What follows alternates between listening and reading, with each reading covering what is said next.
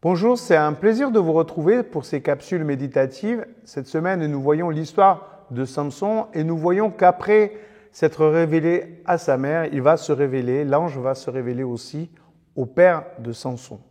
C'est dans Juges au chapitre 13, verset 17. Il lui demanda, donc le père demanda à l'ange, « Dis-nous ton nom pour que nous t'honorions lorsque tes paroles se réaliseront. » L'ange répliqua, « Pourquoi veux-tu connaître mon nom? C'est un nom admirable. » Manoah prépara un chevreau et une offrande et il les plaça sur un rocher pour les offrir au Seigneur, à celui qui accomplit des merveilles.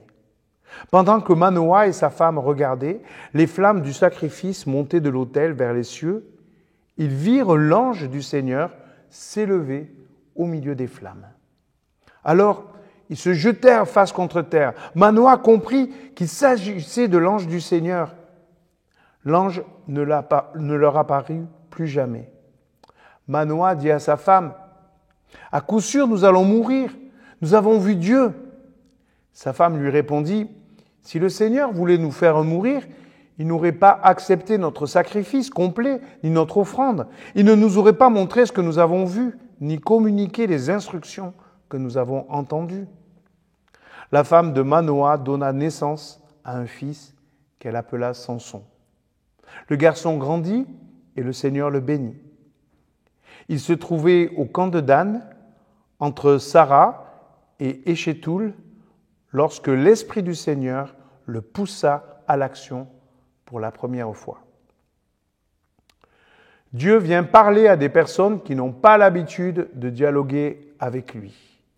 Cela peut nous rassurer pour nos amis non-croyants. Dieu peut non seulement envoyer des anges, mais il peut aussi nous envoyer auprès de nos amis. Que demandent nos contemporains? Quels sont leurs besoins? Dieu entend ces besoins et il y répond.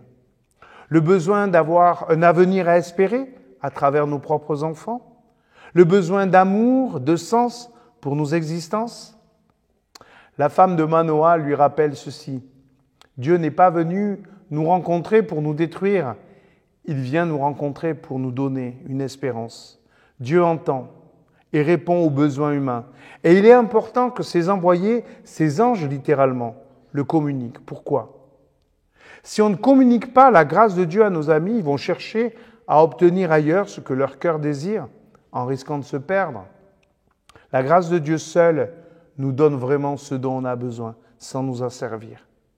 Tout le commerce moderne utilise nos besoins fondamentaux. Besoin de se sentir bien dans l'addiction, besoin de confort matériel, besoin d'être aimé, la gloire, les réseaux sociaux.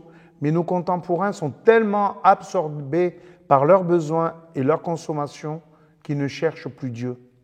Mais Dieu vient se révéler à travers des anges prêts à leur annoncer cette bonne nouvelle. Dieu donne gratuitement ce que les gens cherchent désespérément à obtenir.